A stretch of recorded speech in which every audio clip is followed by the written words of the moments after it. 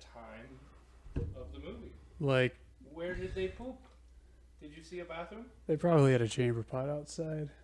Or not chamber pot, but like an outhouse. It's not important to the story, though, so why It's touch really on not. it at all?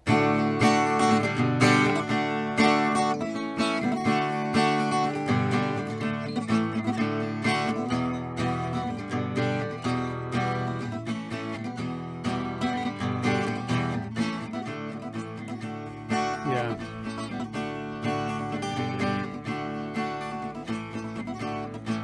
Unbeknownst. Most It didn't likely. matter for the purpose of the story, so they didn't elaborate. What else Definitely didn't matter? not. The fact that the guy wouldn't have had a shower for weeks and had way too nice of hair for the fact that he's been stuck in a basement. You could for argue weeks. they could have squeezed like a tub downstairs and had him take like a bath or something. Like some sort of, because in like pioneer days people had like a small little tub they basically put a little bit of water in and like wash themselves with. It was like small enough to carry, and that's what they had without centralized plumbing. But I'm not super familiar with like the plumbing and water accessories of 1930s and 40s Germany, unfortunately. Wasn't there like a quote from like George R.R. Martin comparing himself to Tolkien? It's like, I'm like Tolkien, except my characters, they actually use the bathroom and get intimate. We talk about that stuff, and it's like, that doesn't make you better. That just makes you weird. It's like that you don't need those details for the sake of telling a good story. It's kind of superfluous, and it's there to crowd it and be edgy. Oh, the edge. Yep. Just like that College Humor sketch about the Hunger Games. I don't know that I've seen that one, actually. Of course, then again, I don't watch College Humor actively. Does at anyone? All. Not This anymore, back in the anyway. day when it Back was in the good. day, they were okay. Yeah. Yeah. Now they're just kind of BuzzFeed comedy. Well, that's the corporatization of internet groups and YouTube and such. It went from like a few people doing funnies they thought were funny in their backyard to, well, suddenly we have a budget and suddenly we have a schedule and suddenly we have to churn out content or else the algorithm will hate us, Yeah. Once you get into that, it's like, and then it becomes a problem. Monetization. Now, some people can like make it work still, right? But it's also you have to change your format or your style to be successful at all. It's remarkable to me how little we've learned from the internet revolution in terms of like, because everything sort of settled back more or less to the way it was before. You have your cable packages, you have, quote unquote independent creators, but they're really just new networks of personalities being paid to make their quote unquote opinions. Because it turns out that that's what is monetarily beneficial to the people at the very top of these corporations. And so therefore that's how the deck stacked in the TV times, because they made money that way. And so once again, the deck is going to stack that way in the internet times, except with different companies, and the other ones are going to cry and moan until they get bought up by somebody else. And the only thing that's really been a lasting effect is on unionized cheap labor on the YouTube market. Or on Fiverr or wherever you hire people. No, but I mean like for YouTube content. Like Yes. They get people to make content for them for free. Yeah. Yeah. Yeah, pretty much. For pennies.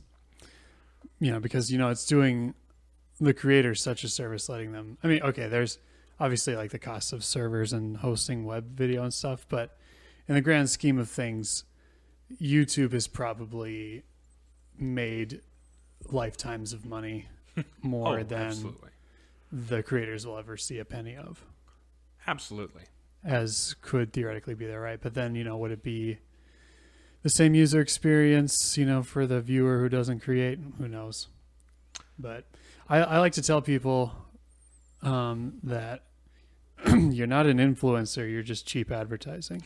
Because if we can just send you a box of stuff and you can promote our content, that is way more beneficial than paying somebody $2,000 just to run a quarter page ad in their crappy magazine. Mm-hmm. You know, like, and you give them a promo code and you know exactly who's coming to your site and buying your From stuff. where, so you can track it, so you know, ooh, you're a good business partner. Mm-hmm. So the influencer lifestyle is not as glamorous as you might be. You're basically the bottom of the totem pole. You're a focus group with a following. That's sort of my opinion of the whole influencer lifestyle bit. Speaking of dumb things on YouTube, I by the time this episode comes out, I should have my Star Wars rant video up. So I'm pretty close to being done with that. Speaking of underpaid shills for the man, how's it going? I mean, it's fine. It's steady as she goes. Yeah. The activity is the activity I get at this point. I'm past the peak on everything. It's well, just, you hit that sort of big moment, and now it's and it's, I mean, it's still getting more views and comments. I'll occasionally look and see, notification. Somebody brought up this point. Neat. People are still interact. playing the game. I mean, yeah. Although, like, the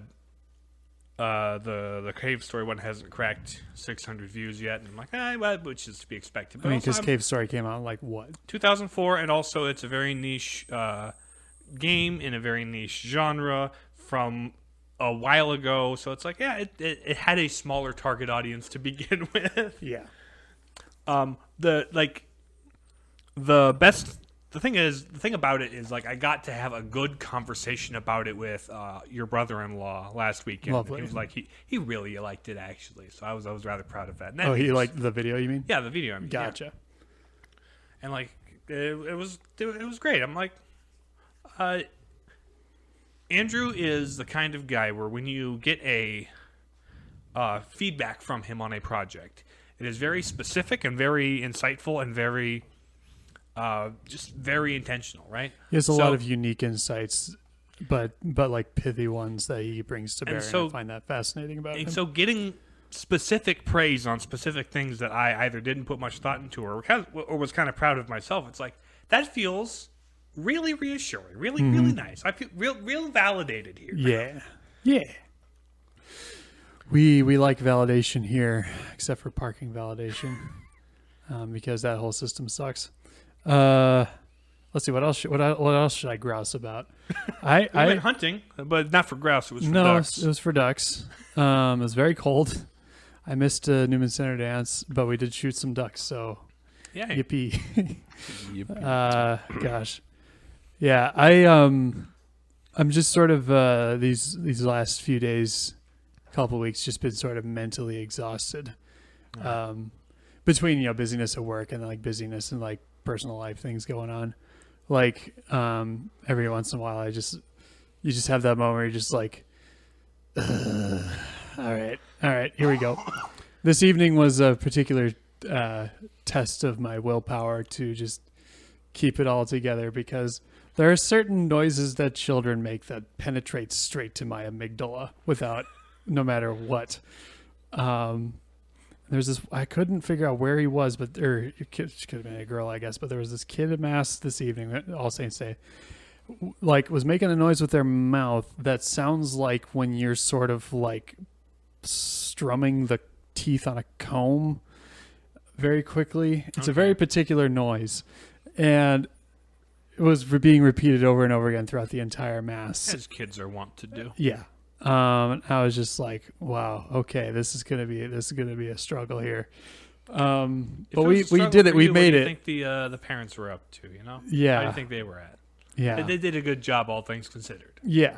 I there was quite the cacophony of child noises at Mass. Yeah, tonight. and like, good for the people bringing their kids to Mass and all that. Like honestly, kids screaming, that doesn't bother me. It's like weird little ASMR like noises kids make sometimes. That's just like makes my skin crawl. like, I don't think there was any dead air. No, Like it was just constant. Which is It a was contrast. honestly pretty impressive. It's such a stark contrast from like over the last week, between like the dedication Mass and going to a couple daily Masses and stuff at the new Newman Center. Much fewer kids, and college students are pretty reverent and quiet at Mass. So it's just a very stark difference between that and lots of screaming children. But again, the screaming doesn't bother me. Like, kids do that. But there was a certain moment, though, I believe, during the offertory where it's just like collectively they had had enough. So I feel for parents having their kids in the evening at Mass, because it's a time. There's an untapped market. 1 hour of kids playing and making weird sounds in the other room ASMR video.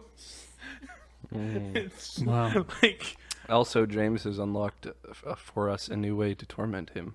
Oh no. Well, if you can somehow mimic that noise, I don't know what- I'm just gonna get out a comb and Well- bring, bring. like the actual noise of the comb doing it doesn't have that sort of wet sound to it that a kid's mouth does. So run it under the sink. Not even then. Like, it's still plastic versus like teeth and whatever the heck else the kid was. I don't know how to explain it. Gotcha. But I cannot recall hearing this sound. that's Neither I can figured I. you guys it probably wasn't. It wasn't our wavelength of, Yeah. because like there's some certain sounds or certain like kinds of sounds that will be your like trigger, that where all the hairs in the back of your neck and your arms stand up, and it's like did not need to hear that. It's just a visceral But desire like to for everybody, silence it's that different, noise. right? Yeah. Like me, I cannot stand styrofoam. Mm-hmm. Like that, just it hurts to pick it up even. 'Cause Yeah. it's just like For me, it's bananagrams. Oh. The sound that bananagrams make when they rub against each other. I can kind of see that. yeah. Like, it doesn't bother me, but I could totally see how it could bother you. It's like chalkboard, you know. It's got Yeah. that same kind of to it. Well, whenever you like, see, I can't even. Whenever like a fork or knife scrapes on a ceramic plate, that's just, oh man, I can't even say it without my just feeling Right? like a twinge in my spinal column. Because to describe it, you need to recall what the sound was and what it sounded like, and it's in the forbidden file in the back of your brain. You crack it open, and suddenly your entire body collapses in on itself as it reacts. How do I unthink this? Yeah, it's Like if brain bleach was a thing that worked. yeah, because my younger brothers, when they were like around 6 or 7 years old, apparently were immune to the pain of hearing that noise. So they would scrape their plates on purpose because they knew it had an effect on the rest of us. And that was, oh man, that was an experience. Well, gosh, what a way to just get it all out, you know? Just airing out these issues. Yeah. This is good. This is good. This is We're relating. We're relating with one another. Mm-hmm. This is a moment of bonding. We're sharing. Yeah. There was a lot of James finding his happy place, or not even happy place, but just place of just let it, just like release just release the tension, just let it go. There's that noise again, just let it go. There's a lot of that going on today, but You like get home and it's like you turn off, like you're opening up the pressure cooker. You have the steam coming out. yeah, very much that. Yeah, yeah.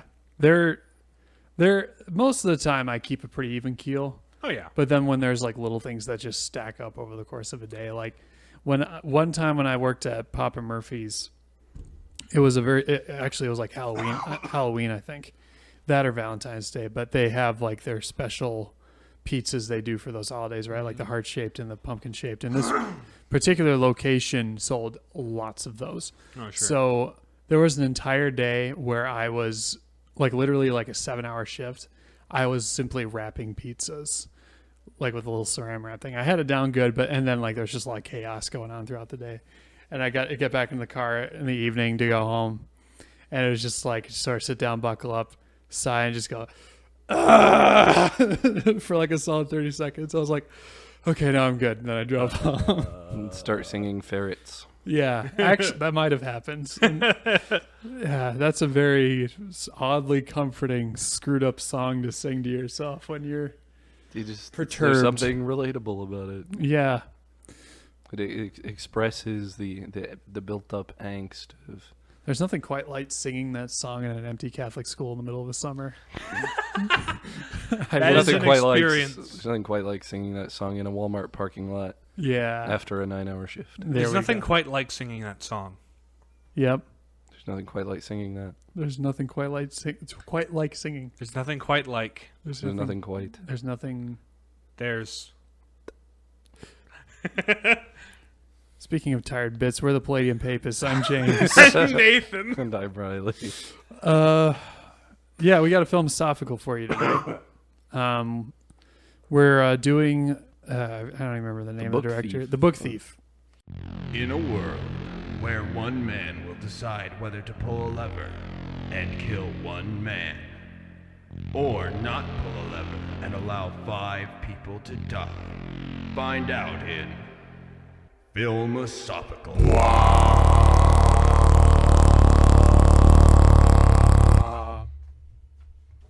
So yeah, we're doing the movie of the Book Thief, There was a book of the same name. a book about book thieving. Apparently it was stolen. That's why Yeah. we don't have it. Precisely. Quite. So yeah, it's about a girl in late 1930s Germany named Liesel. Don't remember her last name. But yeah, her mother is a communist, and Nazis and communists did not get along during this time. So her brother dies, and the mom puts Liesel up for adoption because she's probably going to get offed by the Nazis at some point. So she wants her daughter to have a better life, I guess. So Liesel goes to the home of Rosa and Hans, who are this sort of older couple, probably in their 50s, I would say, 40s or 50s. Well, yeah, 50s. They were hoping to adopt both her and her brother, but the brother died In transit. in transit. They had to Yeah. bury him on the side of the tracks just because that's where it was convenient to do. And in the midst of doing the burial ceremony and such, the gravedigger, a book slides out of his pocket, and out of just curiosity, Liesel picks it up and takes it. She as kind of like a memento of She the thieves death a of book. brother. Roll credits. Right. Her first one, right? Mm-hmm. It's like that's the gateway to Yep. the rest of it. To the life of crime. But yeah, no. So Hans is he's a accordion playing, kind-hearted World War I veteran who's a sign painter by profession, and Rosa is a very German wife, like stern, but inside has a big heart. So Liesel learns how to come out of her shell a bit and open up to her new parents. And also her new classmate, Rudy. Yeah, her next door neighbor Rudy sees her arrive and immediately decides to befriend her because she's moderately pretty. And it's like, hey, let's walk to school. Let's Hang out race each together, other. Let's hang out. Also, play soccer, all that stuff. at school, when she's told to stand up and introduce herself to the class, she's told to write her name on the chalkboard.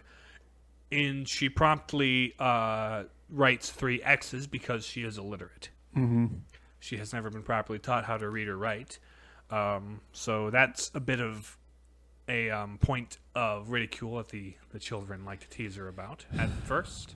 And one night when tucking her into bed, Hans finds Liesel with this book in her hands, and he asks her if they can read it together. So he teaches her how to read, and he's not the most, he's not the best reader himself, but they sort of help each other get through this book, which, as it turns out, is a manual on grave digging. But they go through the whole thing together and read it, and Liesel learns how to read and write. Hans makes a little sort of learning nook for her in the basement with like the alphabet written out in the walls, with places for her to write down all the words she learns. And so she, develops in friendship with her adopted father and slowly learns how to read and write. During this time, Later, some Nazi stuff happens. Nazi stuff happens. Kristallnacht, the persecution of the Jews, and a young Max is sort of smuggled out of his home before the Nazis can arrive, and they do get. It's presumed that they get his mother, but he goes into hiding. Now, Max, as it turns out, is the son of a man who gave his life to save Hans during battle. So Hans, despite the danger of hiding a Jew in his house, remembers the promise he made to his friend's family and takes Max in and keeps him in the spare bed upstairs with Liesel. Just prior to that, though, there was a Nazi rally in town. Yep. Held by the Burgermeister. The Burgermeister. Where they were The doing local- a bunch the of local book mayor, burning. basically. They were tossing the books they didn't agree with into the fire, and that troubled Liesel, being a person who values the ability to read in books. So after my fact, brand new personality of being someone who loves books, Mm-hmm. despite only until having read recently the being illiterate. Gravedigger Journal. So Yep. she manages to find an undestroyed copy of The Invisible Man by H.G. Wells and takes it and smuggles it home with her, although not without being spotted by the Burgermeister's wife. Who looks very mean and Looks very German. mean. And cross. So anyway, on the way home, Hans discovers that in her coat, and he's like, well, I don't know what to do with this. This could be dangerous, but also let's read it together because we're out of books to read. We read the one. We're not going to reread about grave digging over and over. Mm-hmm. So they begin doing that. Just the next book she stole. That's her second offense. As we find out, she's a repeat offender in book larceny. The book larcenist. The book larcenist. That's the tome larcenist. That's going to be some iteration of that's going to be the title of this episode. So, The literary larcenist.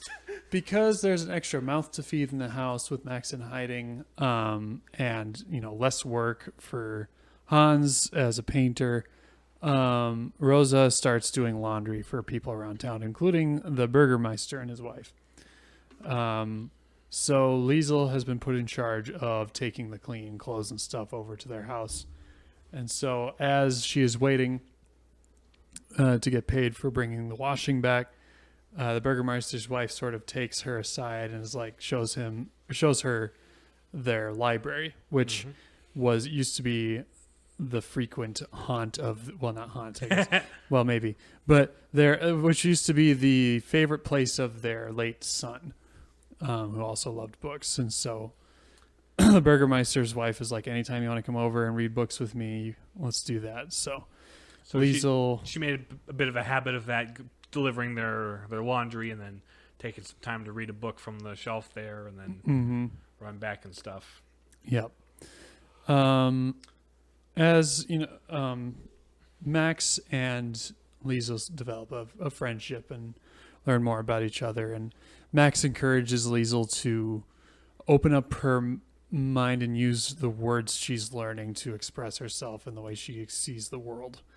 And so Liesel develops rather a knack for that sort of thing. For poetry and storytelling type of thing, yeah. Yeah. Over time, though, it becomes just too dangerous. They're checking basements for air raids and stuff, but it's for air raid worthiness. Which that's a really good fake out. Yeah, it's a close call because they have this German officer guy going around their house, and Max realizes, okay, I need to get out of here and hide somewhere else because I can't endanger these people further. So, and this is after a bout with illnesses and things like that, and they've come to really appreciate and love Max as a member of the family, but for their sake, he moves on to a new place. Not before,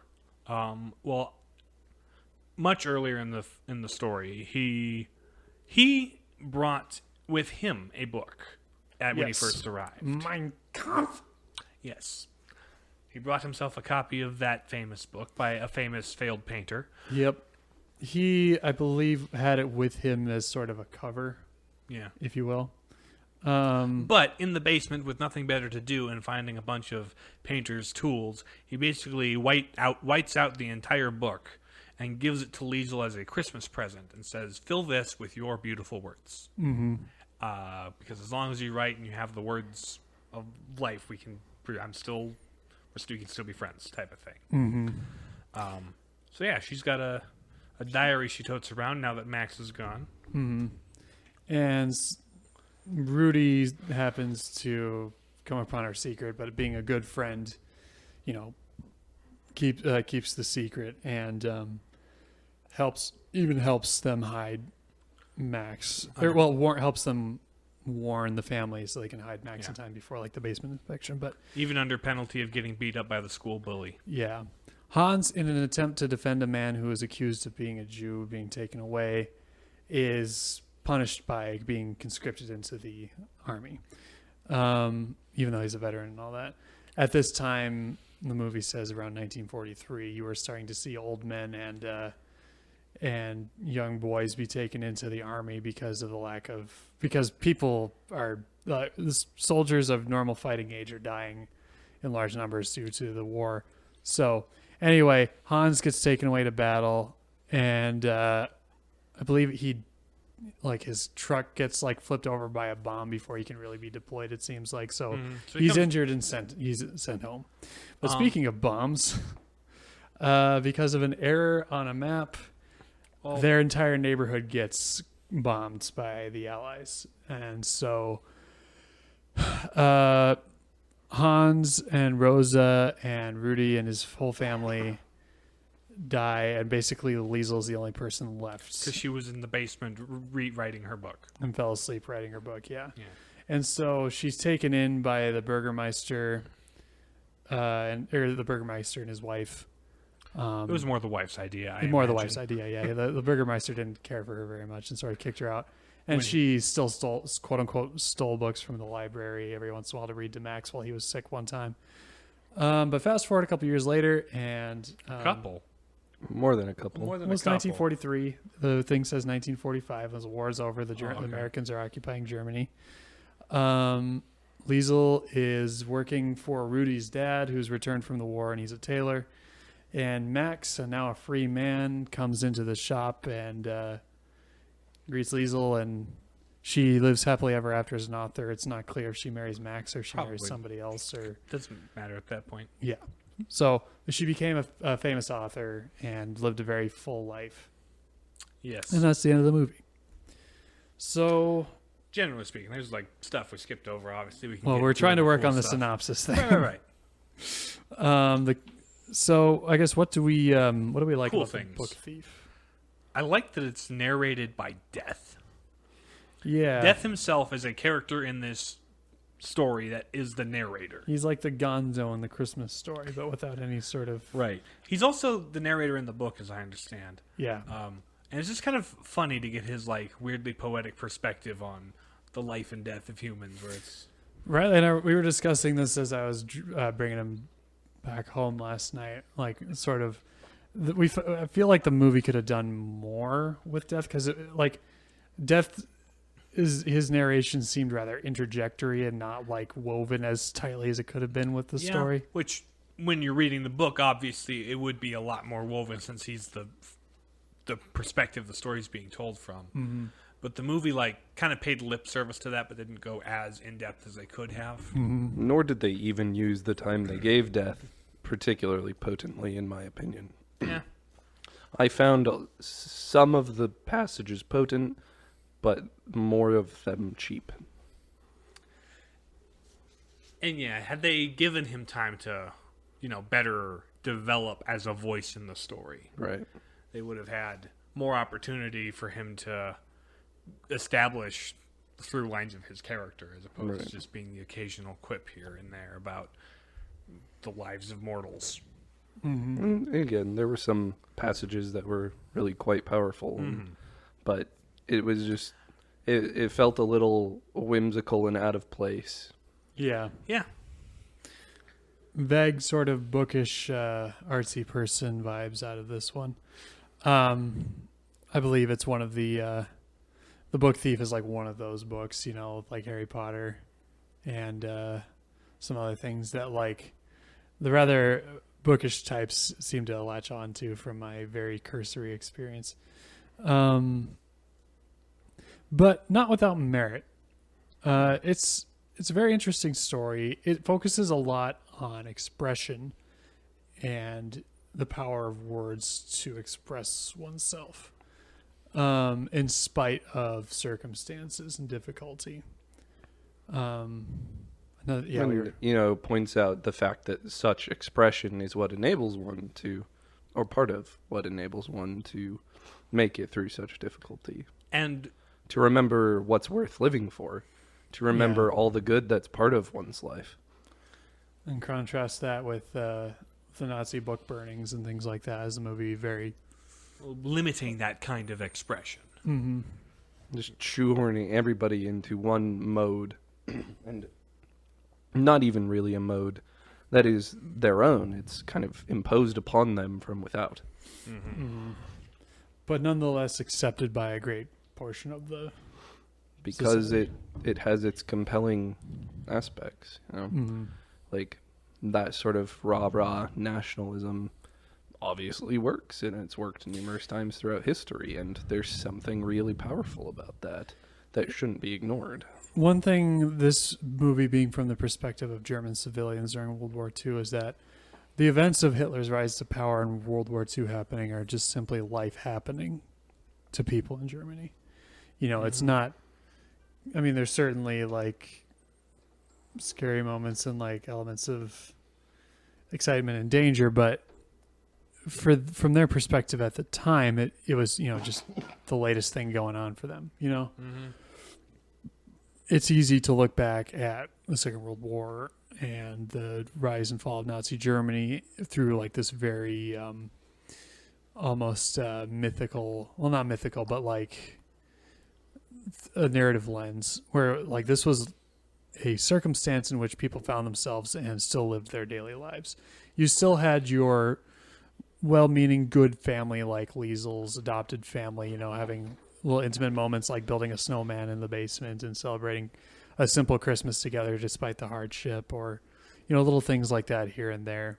And you still have like you have your German civilians who were complicit with the crimes of Nazism, and you also had your innocent civilians that died in bombing raids. This kind of shows that perspective of the war. It's kind of similar in some ways to Jojo Rabbit in that way. Except that Jojo Rabbit takes The a more themes dark are- comedy approach to the whole thing. for sure. And the themes of that are more focused on indoctrination and the impact of ideology on youth, whereas this is much more about self-expression and maintaining humanity through a crisis,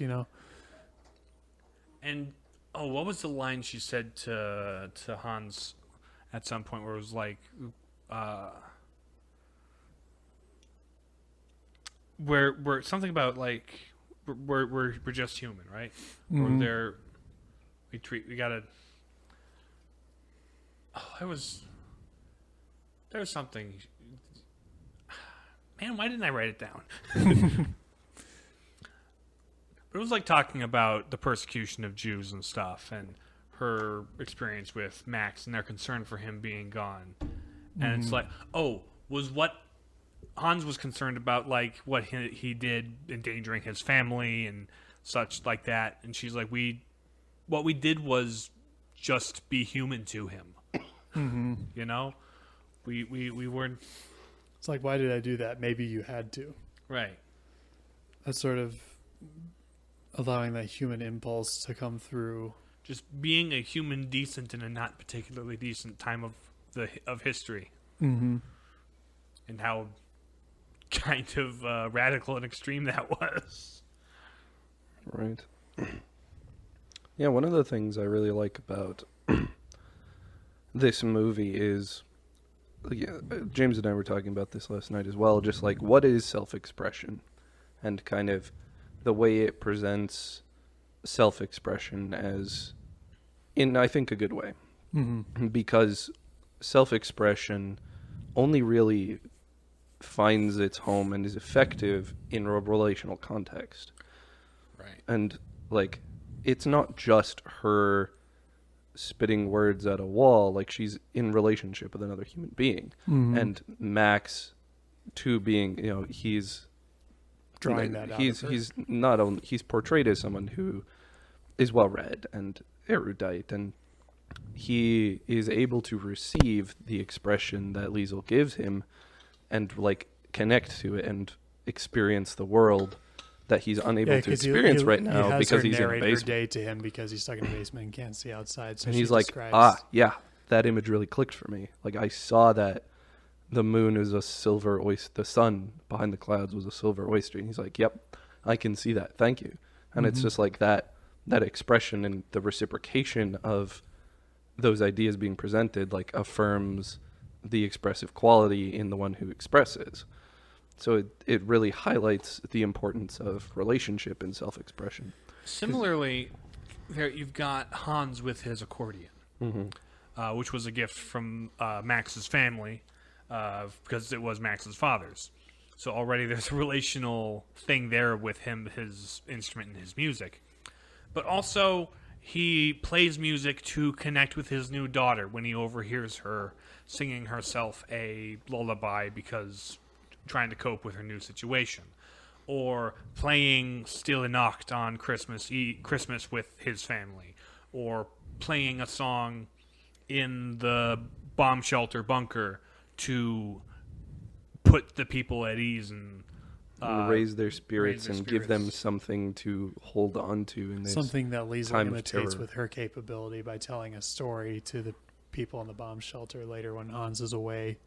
Right, he's that kind of example of self-expression as a way to communicate with people and connect with people.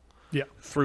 With him through music, with her through her writing or her reading or her poetry. Right? The word communicate itself is like to commune with another. It's like to put oneself into communion. Yeah. Because communication is the connecting of intellects, right? The sharing of ideas and experience. And too often nowadays, expression can be seen by a people as like sheer expression for its own sake, Like rather self-indulgent. than self-indulgent expression. Yeah. Maybe not even that, but like when it's removed from this relational context, it doesn't actually do what it sets out to do, which is to understand the self better. Yeah, you just don't get it, Mom. It just like the when you express yourself to the void, as so many people do these days, like you don't get that feedback coming back to you, or you don't accept it, Or in some cases, or you aren't even looking for it. Yeah. Like it doesn't actually help you understand yourself because nothing has been reflected to you to see that it's understood. When you put something out there, and this is why Max is so great, because he reflects that image back at her and says, yes, I've received that, I've gotten what you're going for. Whereas it's so often now like that reflection never happens, and so you can't find those things that stick because you haven't received nothing in return from others. Yeah. That's why I find certain like raw expressionist art with no perceptible meaning to be rather opaque, I guess, because it's not meant to be understood or even convey anything in some cases. Now, obviously, I'm sure there are art theory people who could go up and down about, Jackson Pollock painting or whatever, but like that's sort of like putting words in the mouth of the person expressing. You're not truly hearing or receiving what they're saying. You're ascribing a meaning to something that is not. Or at an absolute minimum, you have to do meta work about it. The communication is not in the art itself. It is communicated through the meta context of the art. You're expressing yourself in a language other people don't understand. Like if you only a select group understand. Yeah. And that's part of what makes it unhelpful. It's because it's so narrow and like esoteric and inward facing. You never escape. You're never actually like being reflected by someone who isn't just exactly like you. Yeah. Because, and that's sort of a way of like being self-indulgent if you only ever express yourself to people who are exactly like you. And yeah. One other thing in that kind of self-expression avenue, you've got Rudy as a character who is a young boy, very energetic, very He loves to run. loves to run, and admires famous runner of his time, Jesse Owens. Who is Racing very the- not Aryan. In the 1930s 1938 Olympics, I think in Germany, he won some event in track. But yeah, so he wants to express this desire to be like his athletic idol, right? This he wants to be the fastest kid in the block. He wants to aspire to be great, but the culture around him is telling him that's not great. That's black. That's like, the whole eugenics and all that stuff. Yeah, the Jews and black people and people with disabilities and all that were very much not or very persona non grata type things in that society. So they sort of like his family sort of has to like get that out of his system. But he still has like this desire to be excellent, but that gets warped. But he gets selected by some like Hitler Youth like training the fit sort of program, and he realizes what this means for him as being basically turned into a child soldier. And so he's like, I don't want to die. He goes through like his whole thing with that, and it turns out he ends up dying in a bomb raid anyway. But ultimately, his friendship with Liesel is like she's the person who was willing to run with him. You know? Yeah. And ultimately remember him.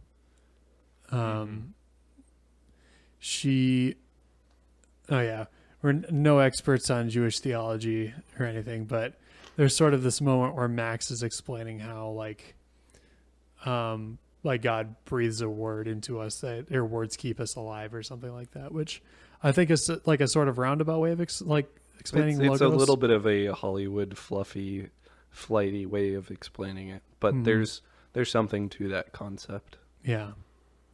Because obviously, like logos being the word made flesh with God, with Jesus, so like it sort of has that roots from that. It's in that concept from Judaism. From the account of Genesis, like God breathes His word into the clay that becomes man. So like that notion of God's word being powerful and effective, is kind of present there. Yeah, in this movie, at least probably the book too, it dumbs it down to Kind of just words lofty being spirituality. powerful. Yeah, words are powerful. It's not exactly the concept, but it's a sort of funhouse mirror version of it. But that was kind of interesting, I guess. But ultimately, like, words are how one expresses one's self to others to be understood. Yeah. Yes, and as I wrote my thesis on a sort of adjacent topic to this in my philosophy studies, but like language informs the way we think, and the way we think informs our language. There's this reciprocal process, and language itself is integral to being human. If we didn't have it, we wouldn't be human. And again, there's some thorniness with that and caveats you have to do, but like language is a distinct part of our anthropology, and it has so much to do with the way we think and understand everything, which obviously includes ourselves. You have an internal monologue in your head that your thoughts are formulated as words often. Unless you're one of the people that doesn't have an internal monologue, and I don't know how that works because I've never been that person. Well, I guess at some point we all were, like as kids, or like before we could talk. And that's why, like, as a child develops a more complex vocabulary, like, they start to understand things more. Like, there's a correlation there. Yeah, once you understand that words mean something, things can be explained to you. But also, like, your concept base is impoverished because you don't have words to describe them. It's not like you've got these pure ideas in your head, because you can't. Like, language is the condition that creates the possibility to understand more complex concepts. So language adds to concept, adds to language. It just kind of aufbaus from there. Unga bunga can only take you so far. But yeah. Contra all the philosophers from the early Enlightenment. Yeah. Who thought you could just have pure ideas, and words are just symbols of those ideas. Mm-hmm. Like, you can't... Semantics. You can't actually do that. Yeah.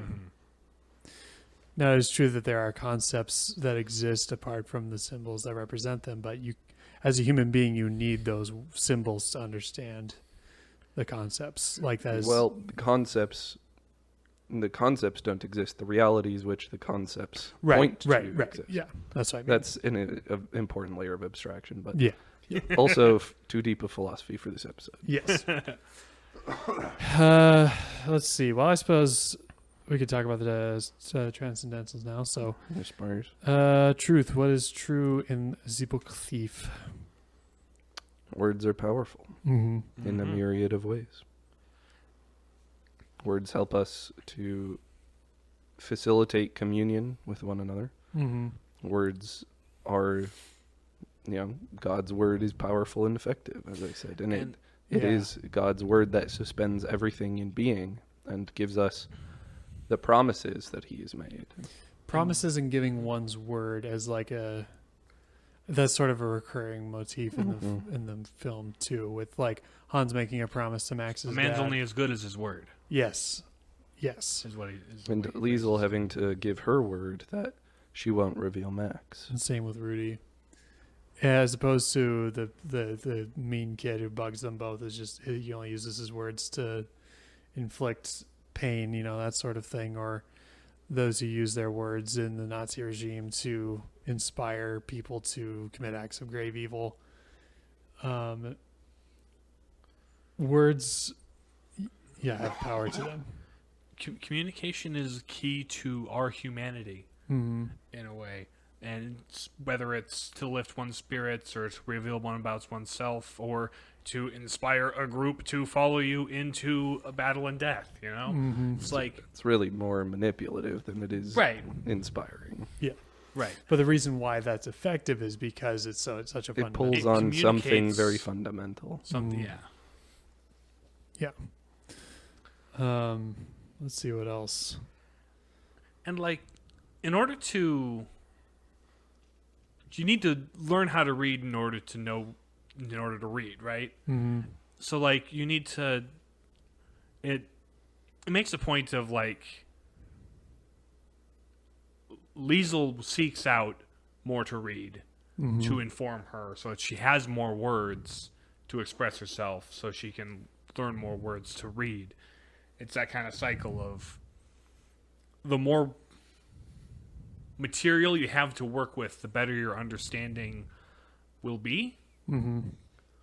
And so, I don't know, she keeps herself educated and informed in a world that is suppressing that as much as possible.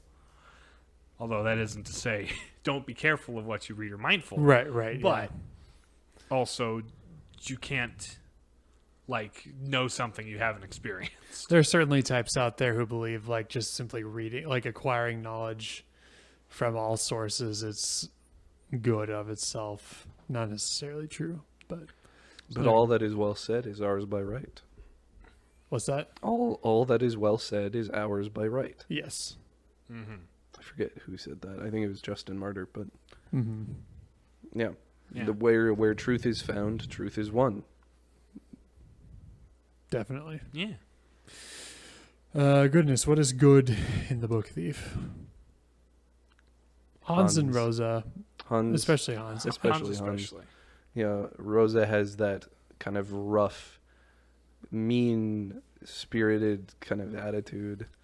And the other thing is, one thing about it is that puts Liesel in conflict with Rosa is that Liesel still, loves her mother, right? She hasn't fully we don't see Liesel's biological father in the story at all. Mm-hmm. So we can assume he's not in the picture one way or another.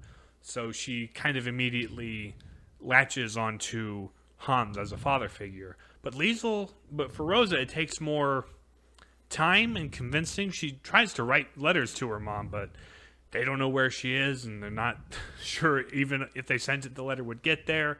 Mm-hmm. So there's kind of that attachment there. But by the time, it's just Liesel and Rosa in the house because Max went off to hide and Hans was drafted. They really kind of begin to come together as mother and daughter, right? Actually, even when Max is sick, right? Yep. And Rosa takes a more active role mothering him. That shared work of love toward their family brings them together. Although you got to keep up appearances. Yes. So and so she's still very has a hard outer shell, but once she allows herself to be revealed as the tender, loving mother that she is.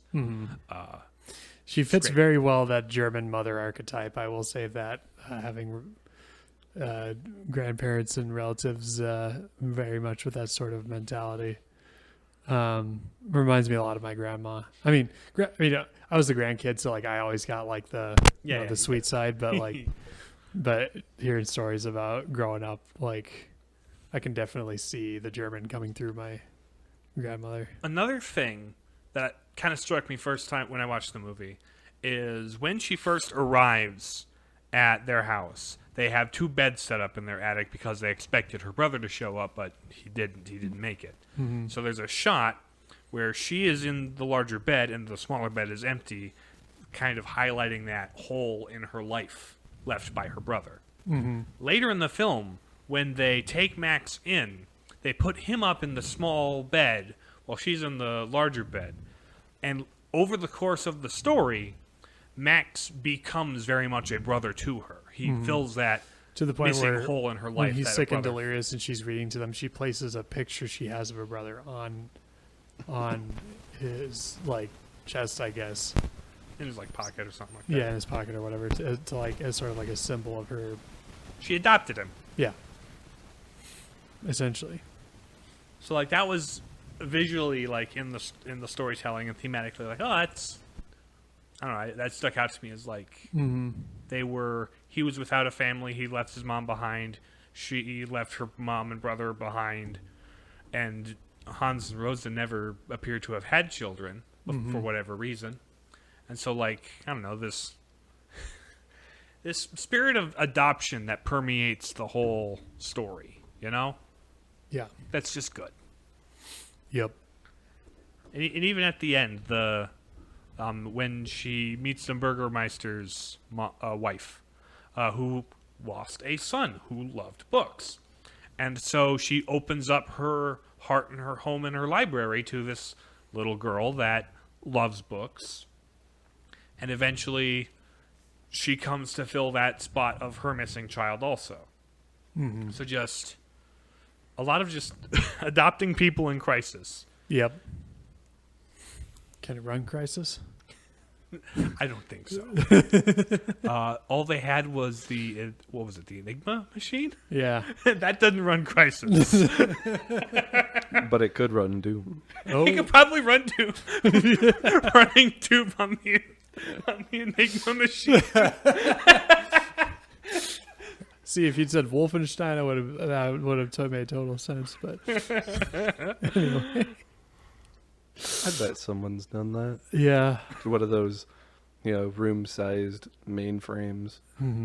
Gotten Doom to run on it. When you have reels of tape on the whole wall, several processors the size of refrigerators. All having 1 megabyte of storage. Anyway, beauty. What is beautiful about the Book Thief? In much the same or similar ways, A Hidden Life, it has this kind of quaint feel of just natural humanity. And there's certainly something charming about the way these cities are constructed and how they look. And it's again, it's that kind of, even within the context of a city, it has this greater harmony with nature than most of our stuff these days does. It's we're on a bit of a German civilians in World War II kick, aren't we? I mean, there's just we've covered a bunch of World War II media stuff throughout the life of this podcast. A, because you're in the podcast. Yep. B, because There's some it's- legitimately good movies. Well, there's a bunch of good media, and it's one of the most significant events of the Recent- 20th century. yeah, recent human history. That like in the 80s and when these movies are being made and books are being written and stuff, the people that grew up in and around the World War II and immediately after the war happened, they were the people making these stories. Mm-hmm. So that's Makes a good deal of sense. indeed. But yeah, there's it's a very well shot, simple movie. You know, Yeah. not like outrageously stunning cinematography by any means, but very effective, and the pacing and everything. The writing is good. And when they wanted to be like very intentional about their framing or their scene composition, it was very intentional and very well put together. Mm-hmm. But it also just didn't, aside from like the shots that stood out to me were the ones in the attic with 2 beds, because I was like, ooh, this is very intentionally illustrating something. But it also it's nothing mind blowing.